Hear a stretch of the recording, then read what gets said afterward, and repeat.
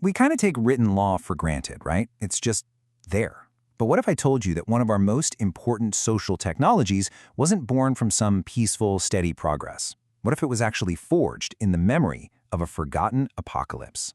We're about to dive into how a world-shattering catastrophe led to the invention of law as we know it. To get where we're going, we've got to start here, with this incredible image from Homer's Odyssey. Now, forget any ideas of a grand marble courthouse. This is justice as a daily grind.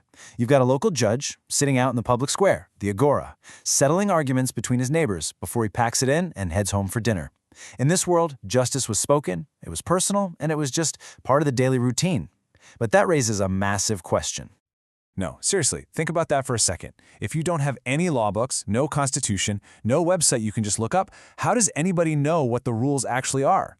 How does that judge in the agora make a call that everyone agrees is fair and, binding? Well, the answer is something called oral law. Yeah, this is a system of justice that probably feels completely alien to us today. Oral law wasn't about text, it was all about collective memory. It was built on customs and traditions that were passed down generation to generation. Justice wasn't sealed with a signature, but with a super serious oath to the gods. And get this, the laws themselves were sometimes performed as sung poetry, which made them way easier to remember and pass on. Kinda cool, right? And you know what? For a while, in these small, tight-knit communities, this system actually worked pretty well. But here's the twist in the story. The world of Homer's judge, this whole setup, it wasn't the beginning of something new. It was the aftermath. It was a world built on the ruins of something much, much bigger. And its collapse was absolutely terrifying. Let's just let that sit there for a moment. Around 1200 BC, this advanced, interconnected world of huge empires and massive trade networks just came to a sudden, catastrophic end. We're not talking about a slow decline here. This was like falling off a cliff.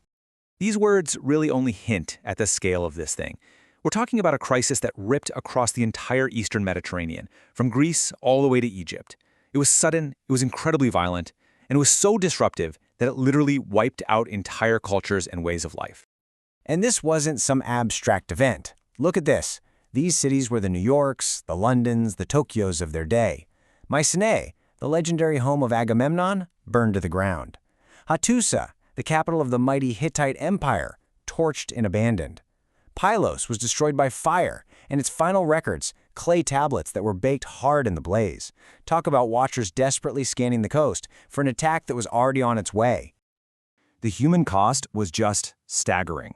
In the heartland of ancient Greece, the Peloponnese, up to 90% of all small settlements were simply abandoned. People just vanished. Either they were killed or they were fleeing for their lives. This was a depopulation on a scale that's hard to even imagine. So, the whole complex international world of the Bronze Age, gone. In its place, the survivors huddled together in these tiny, isolated villages. The ability to read and write was lost, trade routes disappeared, the knowledge to build grand palaces was forgotten. This period, which lasted for hundreds of years, is what we now call the Greek Dark Ages. And Homer's judge? He lived in a world that was just beginning to crawl out of that trauma. So, over centuries, these small villages slowly started to recover. They grew, they expanded, and they eventually became the very first city-states, or polis, as the Greeks called them. But this comeback brought a whole new set of problems. You have more people crammed together, and suddenly there's fierce competition for land, for water, for everything. The old ways of doing things were about to be put to the test. And that brings us right back to the central puzzle. Oral law worked just fine in a little village where everybody knows everybody, you all share the same ancestors, the same stories, but what happens when that village becomes a bustling city of thousands? A city full of strangers? How can you rely on shared memory when you don't actually share a past? The old system was starting to crack. This chart really lays out the revolutionary change that had to happen. On one hand, you have oral law, where the authority comes from the community's memory, which is pretty flexible. But the new solution, written law, gets its authority from the state and a fixed, unchanging text. It basically traded all that adaptability for consistency. Its audience wasn't just the people in the town square that day, but every citizen for all time. Its purpose wasn't just to solve today's argument, but to create permanent standards for everybody. Now, this wasn't invented overnight. It was a process. It started with a social problem, like constant fights over land. That would lead to an oral custom, what the Greeks called themis, where the elders would make rulings based on tradition. Then that custom gets more formal with a sacred oath, but the final radical step was to take that rule and carve it into stone for everyone to see. That's when you get nomos, the written law. And you have to understand, this was so much more than just ancient paperwork. Putting a law on a stone slab in the middle of the city was a huge public statement. It took justice out of the hands of a few powerful people and made it the common property of all citizens. It made the law visible, permanent, and totally public. The consequences of this were profound. I mean, it changed everything.